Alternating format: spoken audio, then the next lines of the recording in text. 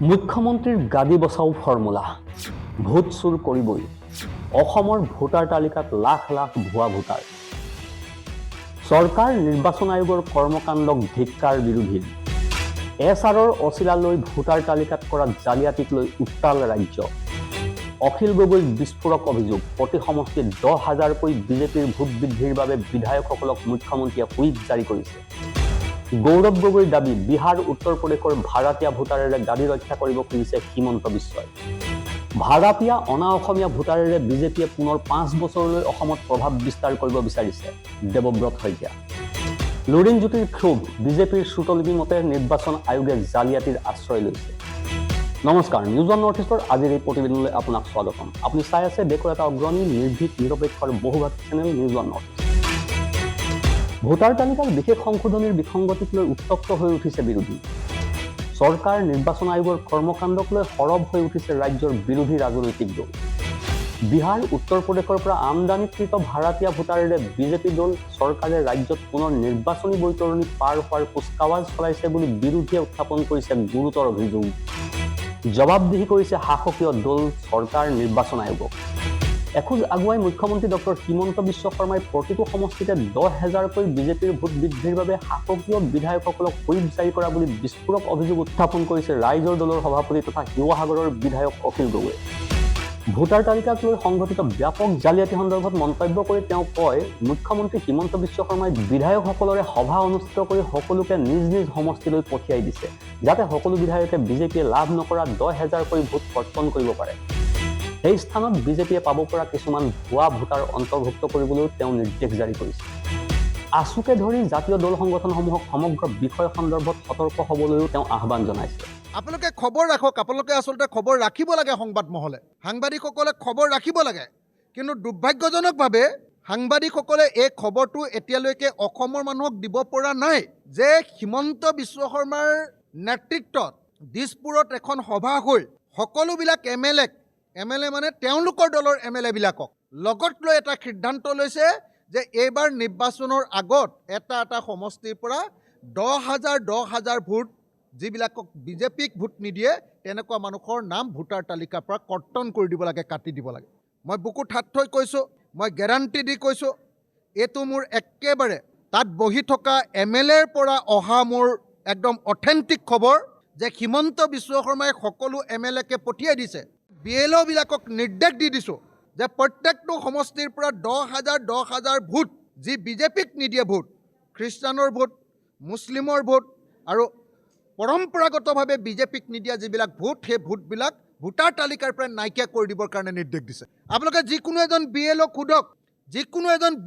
সোধক বিএলঅ'বিলাকক চৰকাৰৰ পৰা অৰ্ডাৰ দিয়া হৈছে যে এটা সমষ্টিত যদি 10,000 ভোট কৰ্তন কৰিব নোৱাৰে তেতিয়াহ'লে বিএলঅ'ৰ ওপৰত একশ্যন হ'ব এটা সমষ্টিত ভোট নাইকিয়া কৰি দিবৰ কাৰণে ভোটটো আপোনালোকে সকলোৱে জানে যে এজন নাগৰিকৰ আটাইতকৈ ডাঙৰ গণতান্ত্ৰিক অধিকাৰ সেই সংবিধান প্ৰদত্ত আটাইতকৈ ডাঙৰ গণতান্ত্ৰিক অধিকাৰটো নাইকিয়া কৰি দিবৰ কাৰণে এটা সমষ্টিৰ 10,000 মানুহৰ পৰা ভোটৰ অধিকাৰ কৰ্তন কৰি দিবৰ কাৰণে নিৰ্দেশ দিছে নাম্বাৰ 1 নাম্বাৰ 2 বিএলঅ'বিলাকক কৈছে যে 10,000 ভোটৰ নাম কৰ্তন কৰিবা আৰু যিমান পাৰা সিমান সংখ্যক 2 নম্বৰী ভোটাৰৰ নাম অন্তৰ্ভুক্ত কৰিবা কৈছে নে নাই আপোনালোকে বিএলঅ'বিলাকক সোধক মই এজন লেজিছলেটৰ হয় মই এজন বিধায়ক হয় মই আইন প্ৰণয়ন কৰোঁ মই আইন ৰচনা কৰোঁ মই মিছা কথা সেইকাৰণে ক'ব নোৱাৰোঁ আৰু মই মোৰ বুকুত হাত দি আপোনালোকৰ সন্মুখত ঘোষণা কৰিছোঁ যে হিমন্ত বিশ্ব শৰ্মা চৰকাৰে এইবাৰ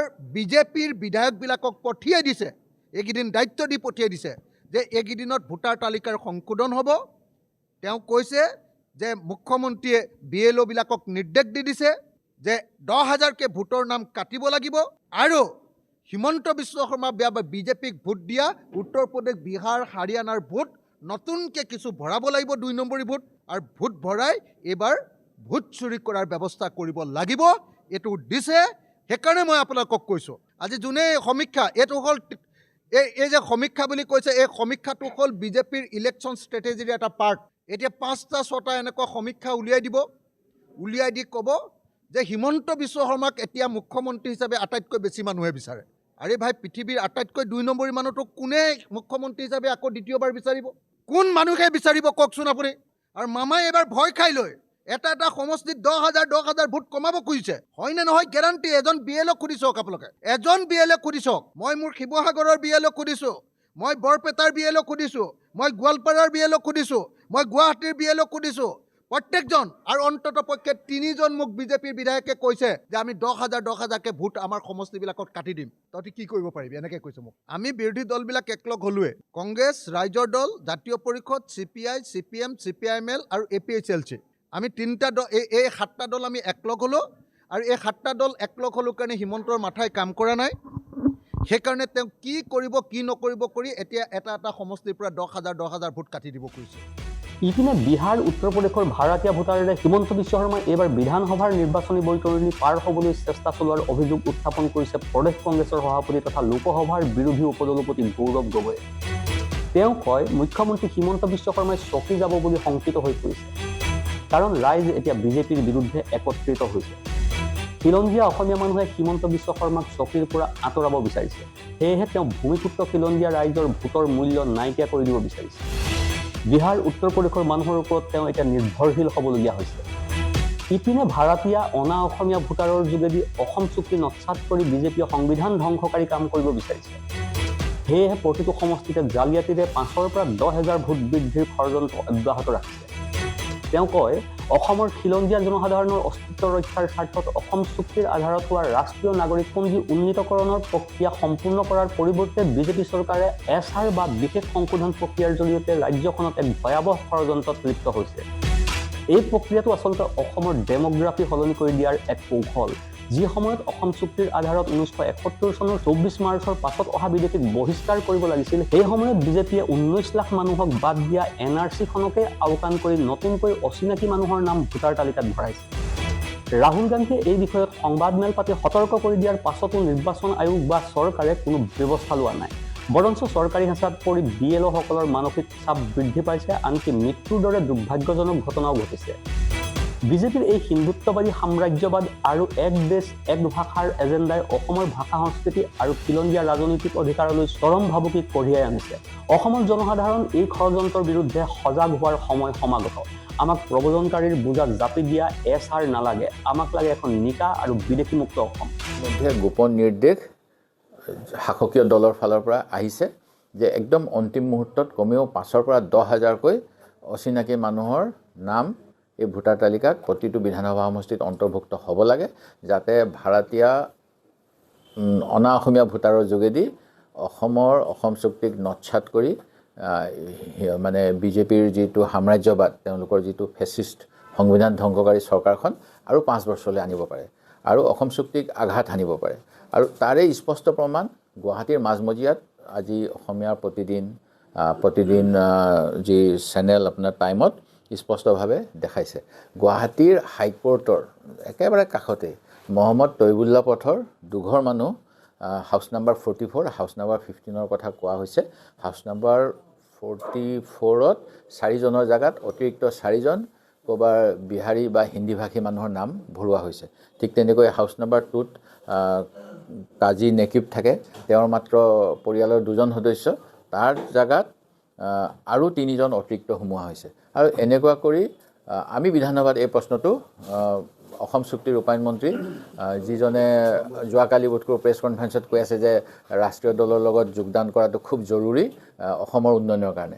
আমি তেওঁক সুধিছিলোঁ যে এই এনেকুৱা SRত যদি ইলেকশ্যন কমিশ্যনে ক'ব নিচিনা বিহাৰ UPৰ নাম কাটি যদি ইয়াত অসমত সোমাই মানুহ কি হ'ব, অসম চুক্তি কেনেকৈ ৰক্ষণাবেক্ষণ হ'ব, বহিৰাগতৰ প্ৰভাৱৰ পৰা আমাৰ অসমৰ অৰ্থনীতি ৰাজনীতি কেনেকৈ মুক্ত হৈ থাকিব, আমি অসম চুক্তিৰ 6 নং দফা অনুযায়ী অসমীয়াৰ অস্তিত্ব কেনেকৈ ৰক্ষা কৰিম, ইয়াৰ উত্তৰ তেওঁ দিব নোৱাৰিলে। আৰু এতিয়া স্পষ্ট প্ৰমাণ পোৱা গৈছে যে বিজেপি দলে এনেকৈ অচিনাকি ভোটাৰ আনি অসমৰ ৰাজনীতিত প্ৰভাৱ চলাব বিচাৰিছে আৰু আমাৰ ৰাজ্যত জনগাঁথনি সলনি কৰি এখন মানে মূল হিন্দী বলয় বুলি কোৱা হয়। হিন্দী যদিও আমি এটা ভাৰতীয় ভাষা, যিটো লিংগা ফ্ৰাংকা বুলিও ক'ব পাৰি, বহুতে বুজি পায়, নাগালেণ্ডতো বুজি পায়, অৰুণাচলতো বুজি পায়, কিন্তু ই কেতিয়াও আমাৰ ৰাষ্ট্ৰীয় ভাষা নহয়। আমাৰ নিজৰ আত্মগৌৰৱ আছে সকলোৰে।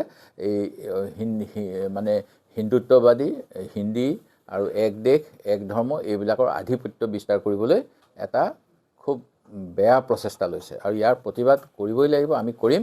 ইতিমধ্যে বৰপেটা জিলাত বৰপেটা বজালিও মানে ওলমাই থৈছে এটা অঞ্চল, সেই জিলাটো আনকি ধৰ্মৰ ভিত্তিত BLO দিয়াৰ ব্যৱস্থা কৰিছিল মন্ত্ৰী ৰঞ্জিত দাসে DC দুইজনৰ লগত লগ লাগি, তাৰো প্ৰতিবাদ কৰা হ'ল যোৱা নিৰ্বাচন আয়োগৰ সভাত। সেই গতিকে এই অসমক চক্ৰান্ত কৰি ধ্বংস কৰিবলৈ বিজেপি লগত AGP যি হাত উজান দিছে, তাৰ বিৰুদ্ধে অসমৰ জনগণক সচেতন হ'বলৈ আপোনালোকৰ যোগেদি মই আহ্বান জনালোঁ। অসম জাতীয় পৰিষদৰ সভাপতি লুৰিণজ্যোতি গগৈয়ে ৰাজনৈতিক দল BLO সকলক আহ্বান জনাই কয় যে অচিনাকি মানুহ যাতে ভোটাৰ তালিকাত অন্তৰ্ভুক্ত হ'ব নোৱাৰে তাৰ প্ৰতি সকলোৱে সতৰ্ক হৈ থাকিব লাগিব। তদুপৰি অসমৰ প্ৰকৃত ভোটাৰৰ নাম যাতে কৰ্তন কৰিব নোৱাৰে তাৰ ওপৰতো তীক্ষ্ণ নজৰ ৰাখিব লাগিব। তেওঁ অভিযোগ কৰে যে নিৰ্বাচন আয়োগ সম্প্ৰতি বিজেপিৰ শ্ৰুতলিপি মতেহে কাম কৰা এটা সংগঠন হৈ পৰিছে। ইপিনে কংগ্ৰেছ নেতা ৰিপুণ বৰা আৰু মীৰা বৰঠাকুৰেও অসমতো বিজেপিয়ে ভোট চুৰিত নামি পৰা বুলি অভিযোগ কৰিছে। অকল গুৱাহাটীতেই নহয়, সমগ্ৰ অসমতে বিজেপিয়ে ভোট চুৰিৰ বাবে এনে জাল মেলি দিছে বুলি তেওঁলোকে বিস্ফোৰক অভিযোগ উত্থাপন কৰে। বিহাৰ, উত্তৰ প্ৰদেশ, ৰাজস্থানৰ লোকক হোটেলত ৰাখি এই কাম কৰা হৈছে বুলিও তেওঁলোকে অভিযোগ কৰে। তলৰ কমেণ্ট ছেকশ্যনত আপোনাৰ মনৰ কথা শ্বেয়াৰ কৰিব, কাৰণ আপোনাৰ কণ্ঠই হৈছে আমাৰ মূল শক্তি। Bureau' report, news 1 north east.